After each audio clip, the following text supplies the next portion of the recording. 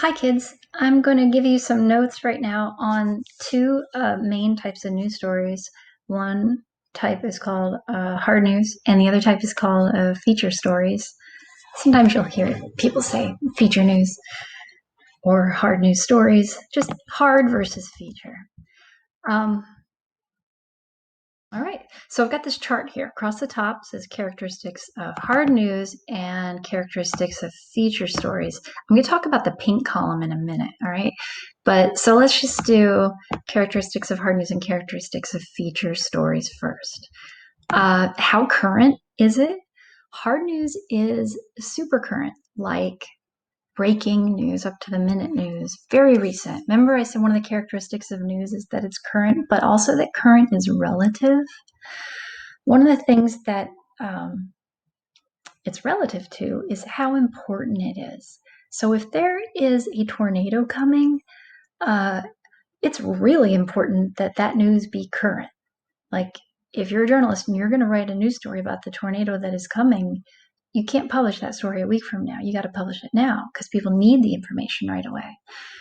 Feature stories are also about recent news. They're also current, but they're a little less current. So I'm going to say they're recent, but not necessarily up to the minute.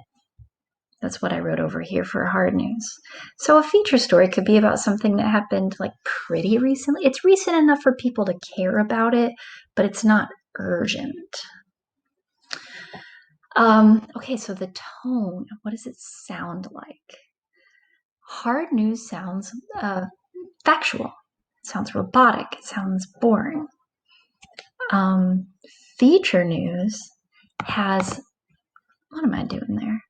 This blank is conversational. Feature news has a conversational tone. It feels a little more casual.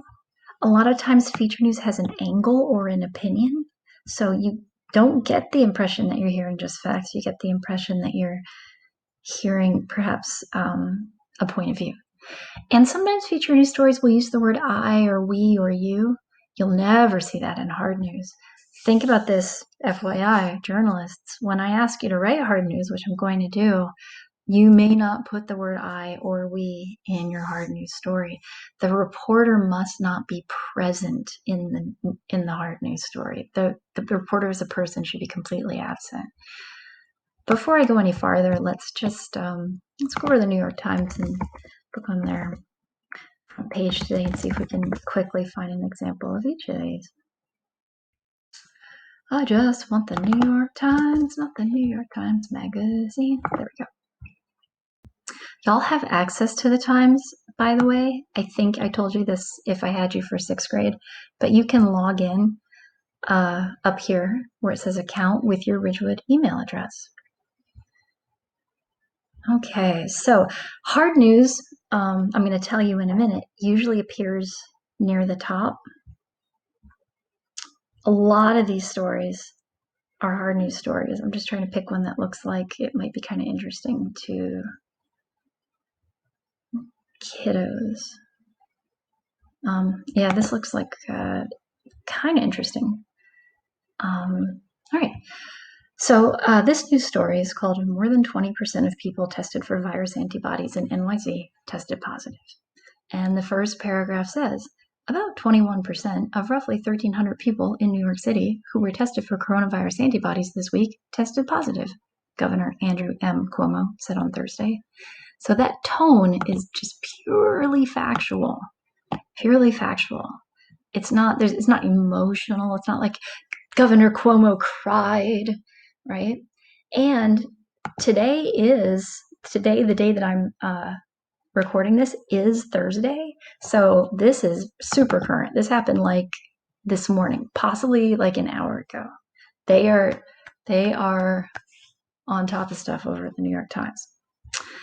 So I'll keep this one open and go back and pick what is probably a feature story. A lot of times feature stories have fun headlines or really compelling headlines. This is probably a feature story. Sometimes feature stories are about how people feel. Oh, what's this? This story, the headline is I'm so psyched I clicked on that because it says it right here.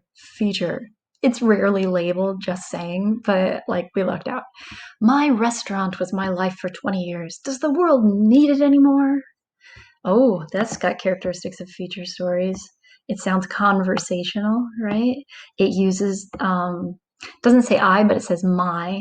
So this uses like, when I say it may use I, we, or you, what I am saying there is it may use personal pronouns. I'll just add me, my, you, your, any of those.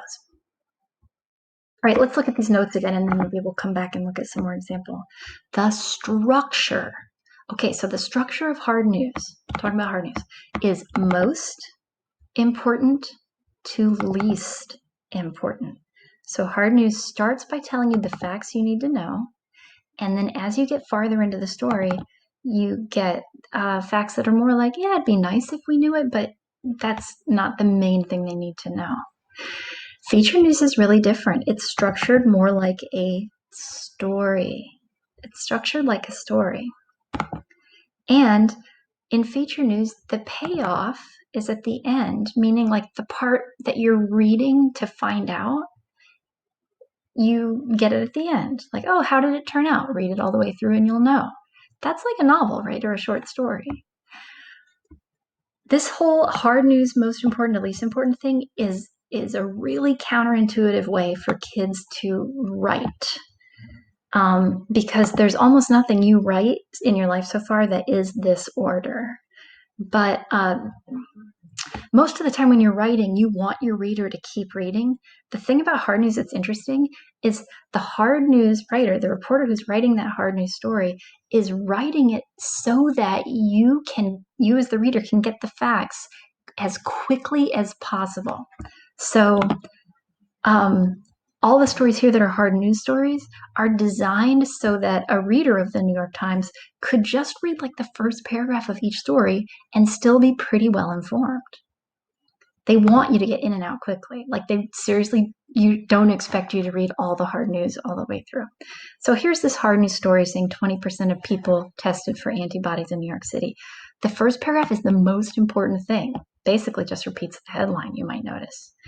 The second paragraph tells us almost as important something like, oh, what was this program that was doing this? Here they explain it. Third paragraph tells us something a little less important, which is, if it's true that 20% of all New Yorkers have antibodies, that means this many are infected. This gives us something that's even less important. These numbers are bigger than the numbers of confirmed cases, right? And then it gets less and less, gradually less and less and less and less important. So here are the, yeah. Oh, so this is like the least important stuff in the article. Other things Governor Cuomo said after he told us this, right? So most important to least important. That's called pyramid structure, and we're going to talk more about it. My restaurant was my life for 20 years is a feature story, and it's going to be written like a story. Oh, look, it sounds like a story. On the night before I laid off all 30 of my employees, I dreamed that you see how it sounds like a story? Yeah, this is very sad, honestly. And if we read it all the way to the end, we would have the feeling we have at the end of a story, which is like, oh, wow, I just went on an emotional journey. This is what's called like long form journalism. Super long. This is what your parents read like on Sunday when they have time to sit around. Okay, back to our notes. The first few paragraphs of hard news. That should be right. Why is that? That's weird. The first two paragraphs of hard news tell you who, what, when, and where. They give you the most important info. So the first few paragraphs give us the most important info of this antibody story. Go away. 21% of 1,300 people were tested for coronavirus antibodies. 21% who were tested positive.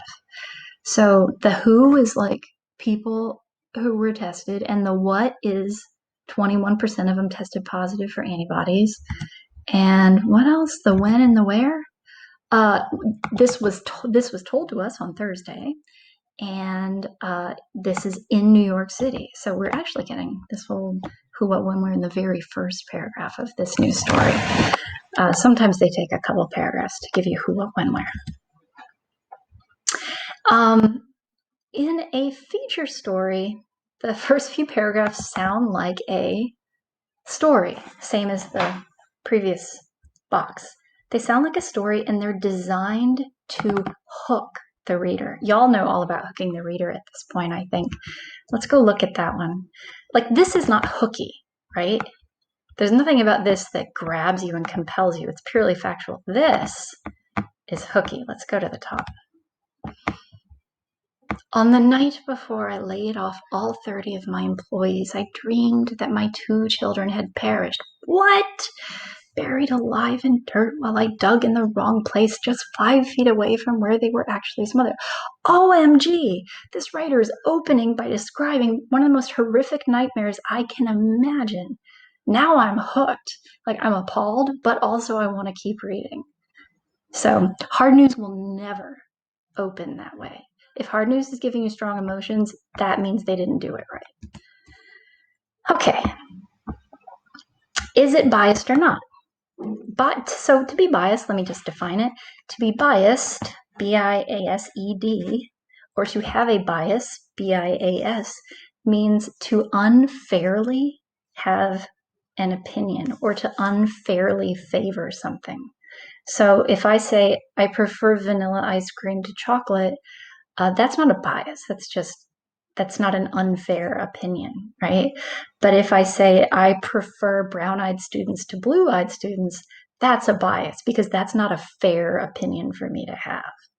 And of course, I don't have that opinion.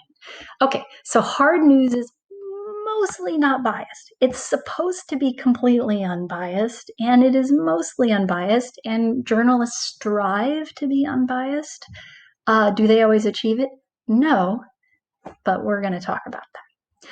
Feature news, it's actually okay for feature news to be biased, and it's okay for it to have opinions. The only thing you won't see in feature news is full-on super offensive opinions. Like, nobody would ever write a feature news story that says something like, children are terrible and they should all be homeless. Like, that would be an awful thing to say and nobody would ever write it. But you could write a feature news story that had like political opinions or said this thing is good or this thing is bad, something that, reasonable people would disagree about. Where does the news happen? If it's in an actual physical paper, hard news is on the first page or two. If it's a show that you're watching in the evening, it's at the beginning of the show. So you'll hear the anchor say, our top story tonight, blah, blah, blah. That's them signaling to you that they're about to give you hard news. If you're on a website, it's going to be on the first page of the website. So over here, not only will the hard news mostly be linked on this page, it's also going to be clustered up at the top. So just glancing at these headlines, these sound like really factual. Feature news, if you're reading a newspaper, it's going to be in later pages. And if it's in a show, it's going to be later in the show. So later in the hour, we'll tell you how to make your cat's birthday party perfect, right? That would be a feature news story on a news show. Or if it's on a website, you have to click a little bit to get to the feature news sometimes. Like there will be a whole section. I'm looking at New York Times here. Like food is pretty much all feature stories. Style is almost all feature stories. Arts is almost all feature stories. These are whole sections of mostly feature stories. Is it informative or fun to read? Well, hard news, I think you probably know this, is informative. Feature news is fun. Other signs that you're reading feature news, I actually mentioned this above. If you see any personal pronouns, if you see question marks, if you see slang terms. So a hard news reporter won't say, slang terms.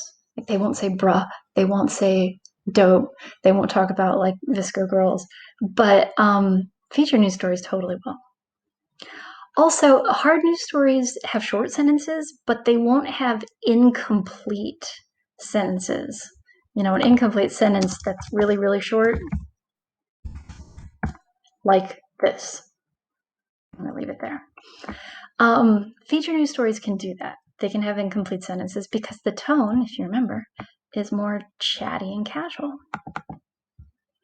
Now, I'm going to tell you a little bit about obviously biased hard news. That's this middle column. And we're going to look at more of that later, but right now I'll just tell you. So it's a subtype of hard news, and it's like the evil twin of hard news. It's breaking, so it's up to the minute, right? The tone is factual, but the language is a little emotionally charged, meaning there are some words in there that don't really sound neutral. The structure is still most important to least important, and the first few paragraphs still give you who, what, when, where, and they give the most important info. Is it biased? It's not supposed to be, but it is. And where do you find it? You find it in any partisan news source. That's a news outlet that has an obvious allegiance to like one point of view or one political party, usually, like one side of the political spectrum, liberal or conservative, Democratic or Republican. Now, when you see it, if you don't know you're looking at biased hard news, you're expecting it to be informative to read. But the effect that biased hard news has is it makes you have strong feelings. And one of the key signs that you're reading biased hard news, and you should probably turn it off and go read some unbiased hard news, one of the key signs is that you're getting strong emotions. Hard news shouldn't give you strong emotions. Hard news should make you think, this is interesting. I just learned a fact. All right, let me I've got a list of like super partisan news outlets. All right, I'll open The Blaze and Huffington Post to show you examples of what these biased hard news stories sound like. See, Huffington Post, HuffPo, advertises itself as breaking news. So if you don't know better, you're thinking, oh, I'm going to get some hard news. I'm going to find out the facts. And The Blaze also presents itself as like, we're giving you hard news. But remember that I told you that it sounds factual, but the language is actually emotionally charged? That's what we're going to see over here. This is a good example, but you might not know the word debacle, so I'll do a different one. Let's see.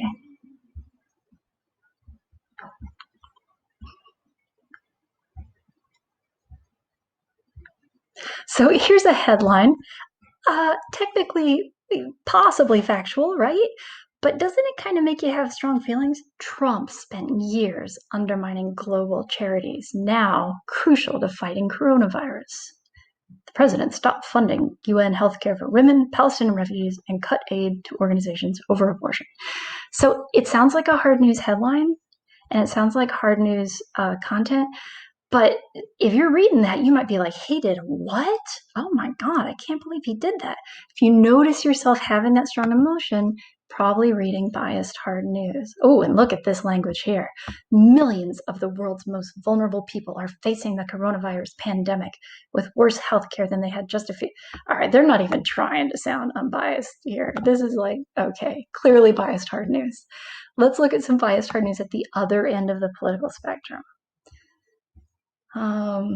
So that stuff, that site, HuffPo, is gonna have a lot of stuff that's like pro Democrats and anti-Trump. The Blaze is gonna be the opposite. It's gonna have a lot of pro-Trump, anti-Democrat stuff.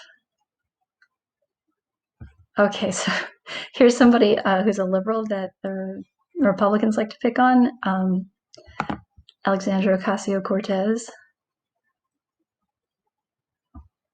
So AOC, they call her, says people should refuse to work after the economy reopens. If you read this, you're probably thinking to yourself, what? She said that? That sounds crazy. it might technically be factual if you think about it a certain way, but chances are they're taking what she said and like twisting it just a little bit to make you have strong feelings. Ooh. Far left New York Rep. Alexandra Ocasio-Cortez, D for Democrat, says that when the U.S. economy reopens from the coronavirus shutdown, people should refuse to return to their jobs, while arguing that only in America does liberation mean going back to work. Can I read more?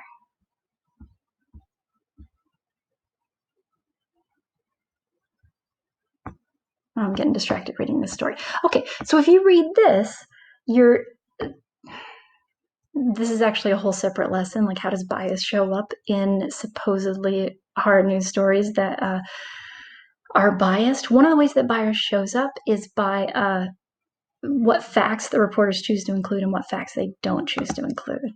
So here they're leading with this particular thing that she said that sounds really like, oh my gosh, I can't believe anybody would say that. And they're leaving out other context that maybe makes it sound not so bad. Okay.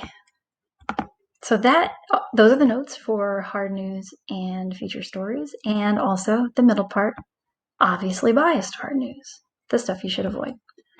And that's it.